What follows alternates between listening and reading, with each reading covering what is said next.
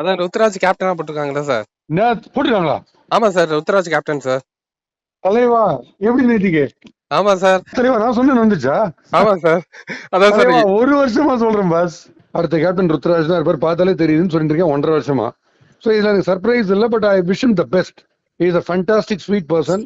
தோனி பண்ணதுல ஒரு 75-80% அவர் இந்த வருஷமே பண்ணுவாருன்னு நான் வாழ்த்துறேன் கண்டிப்பா.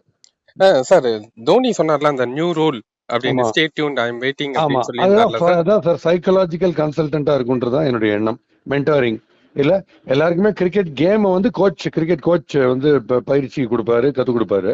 இந்த சீசன் அவர் விளையாடுவாரா சார்? விளையாடுவார் சார், விளையாடுவார் அப்படி விளையாடுவார். நம்ம ஃபேன்ஸுக்காக ஒரு 2-3 மேட்ச் ஆடுவார்னு தோணுது.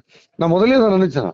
ஏன்னா இதுல வந்து இது சும்மா நான் இன்ட்யூஷன்ல நார்மலா சொல்லுவேன், பட் லாஜிக்கலாவே எனக்கு பார்த்தாலே ருத்ராஜ் தான் கேப்டனா இருப்பாரு எனக்கு சொன்னே இருந்தது. ஸோ நான் சொன்னது கரெக்ட்னு நினைக்கிறேன். எல்லா சேனல்லையும் சொல்லிருக்கேன் அது. Okay sir. இப்போ என்னன்னா, இப்போ தோனி வந்து இம்பாக்ட் பிளேயரா வந்துட்டு போவாரா சார்? அது இருக்கலாம். ஏன்னா அந்த லாஸ்ட் 2 overs ஆடுறாரு. இருக்கும் பாஸ். அதுக்கு ஐடியல். அது டெஃபினேஷன் ஆஃப் இம்பாக்ட் பிளேயரா இருக்கும் நீங்க கேக்குறது. ஏன்னா அந்த லாஸ்ட் 2 overs அப்படியே மேட்ச் மாத்தலாம்ல, ஃபீல்டிங் வர வேண்டாம். ஸோ இம்பாக்ட் பிளேயர் இருக்க சான்ஸ் இருக்கு, வெரி பிரைட். சோ இப்போ அடுத்த கீப்பிங் யார் சார் பண்ணுவா? அதுதான் பெரும் தலைவலி. இப்போ ராய்டு வந்து ராய்டு கீப்பிங் வரும். இப்போ யார் கீப் பண்ண போறான்னு ஐடியாவே இல்லை. உங்களுக்கு ஏதாவது ஐடியா இருக்கா? இல்ல சார், எனக்குமே வந்து நானுமே இருப்பாங்க, ரிசர்வ்ஸ்ல யாராவது இருப்பாங்க, பட் ஐ டவுட், தெரியல எனக்கு. அது என்ன ரொம்ப பெரிய டிஃபரன்ஸா இருக்கும் இந்த கீப்பிங்ல. நீங்க இந்த கேப்டன்சி கூட விட்டுருங்க, ஏன்னா அது டேஸ் கேம் எல்லாம் சொன்னீங்களா, அந்த இதுல கீப்பிங்ல ரொம்ப பெரிய அடி வாங்கும் வேற யார் வந்தாலுமே. இதுவும் இப்போ ஏன்னா நேஷனல் லெவல்லயே ஒரு ரிஷப் பண்ட்னா ஒரு 60% தோனின்னு சொல்லலாம். மீதி ராகுல்லாம் ஒரு 40% தான் சொல்லலாம். இப்ப ஜுரேல் ஓரளவுக்கு சொல்றாங்க 75% தோனின்னு சொல்லலாம் கீப்பிங்ல. அது நேஷனல் சினாரியோலயே அப்படி இருக்கும்போது சிஎஸ்கேல என்ன இருக்க போறது வேற கீப்பர் எனக்கு ஒன்றும் புரியல சார். இந்த ருத்ராஜ போட்டது உங்களுக்கு எப்படி சார், எப்படி இருக்கு? எனக்கு ரொம்ப ஹாப்பி பாஸ்.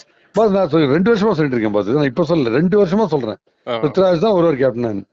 அவரோட கேப்டன்சிட்ட இப்போ ஃபர்ஸ்ட் மேட்ச் சிஎஸ்கே எல்லாம் விளையாட போறாங்க. இது எந்த மாதிரி அவர் ஹேண்டில் பண்ணுவார் சார்? கொஞ்சம் ப்ரெஷர் அதிகமா இருக்கும். It will be a big challenge. But என்ன ஒண்ணு, RCB is not a very big challenge for Ruturaj captaincy. அதுல ஒன்றும் அப்படி ஒரு பெரிய ஸ்டிஃப் சேலஞ்சா இருக்காது. கொஞ்சம் ஈஸி டீம்ன்றதுனால அவ்வளவு இருக்காது pressure. But I really wish he does his best. Okay sir. இப்போ ஃபர்ஸ்ட் அவர் இன்ட்ரோடியூஸ் ஆகிற ஃபர்ஸ்ட் கேப்டனா ஐபிஎல்ல இன்ட்ரோடியூஸ் ஆகிற மேட்சே வந்து சென்னையில இருக்கு. அவங்க ஃபேன்ஸ் எல்லாம் எப்படி சார் அவர் கொண்டாடுவாங்களா? ஃபண்டாஸ்டிக்கா கொண்டாடுவாங்க, அதுல ஒன்றும் டவுட்டே கிடையாது. சூப்பரா கொண்டாடு. சிஎஸ்கே தோனியுடைய செலக்ஷனுக்கு எல்லாருக்குமே தெரியுமே, தோனிக்கு தெரியாம அது நடந்திருக்கும். ஸோ தோனியுடைய சாய்ஸை வந்து செலிப்ரேட் பண்ணாம இருப்பாங்க, கண்டிப்பா செலிப்ரேட் பண்ணுவாங்க. சோ இவரு இதுக்கப்புறம் கண்டினியூ ஃபுல்லா பண்ணுவாரா சார்? பண்ணுவாருன்னு எனக்கு இருக்கு, எனக்கு நம்பிக்கை இருக்கு. ஷூரா இல்ல பிரஷர் மாதிரி ஜடேஜா? இல்ல எனக்கு நம்பிக்கை இருக்கு, பண்ணுவார் பாருங்க. சோ இப்போ த்ரூ அவுட் இவர் தான் இனிமே சிஎஸ்கே கேப்டன் இருப்பாரு. ஆமா இருப்பாரு. ஒரு பல வருஷமா சொல்லிட்டு இருக்கேன். ருத்ராஜ் சென்னை சூப்பர் கிங்ன்றீங்க, சோ ராஜ் வராரு, பெர்ஃபெக்ட்டா இருக்கும். Okay sir, king and Raj. Yes. Okay sir, thank you sir. Welcome, bye. Thank you sir.